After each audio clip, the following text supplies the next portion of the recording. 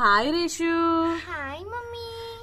నీకు ప్రధాన సంఖ్యలు ప్రైమ్ నంబర్స్ అంటే ఏంటో తెలుసా? తెలుసు మమ్మీ. అయితే చెప్పు. ప్రైమ్ నంబర్స్ అనగా మనము ఇప్పుడు ఒక టేబుల్ తీసుకుంటే అంటే ఒక అంకె తీసుకుంటే ఆ అంకెతోనే డివిజిబుల్ అయినట్లు లేదా ఒకటితో డివిజిబుల్ అయినట్లయితే అది ప్రైమ్ నెంబర్ అవుతుంది. అదే ఇప్పుడు ఎగ్జాంపుల్గా 3 తీసుకుందాం. 3 ఏ టేబుల్లో పోతుంది?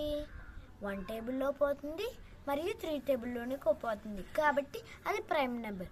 ఇంకోటి కూడా ఉంది, దాన్ని కంపోజిట్ నెంబర్ అంటారు. దానికి ఎగ్జాంపుల్ ఏంటంటే ఇప్పుడు 6 ఉంది.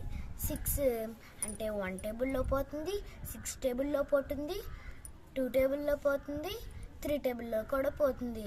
కాబట్టి ఇది కంపోజిట్ నెంబర్ అవుతుంది.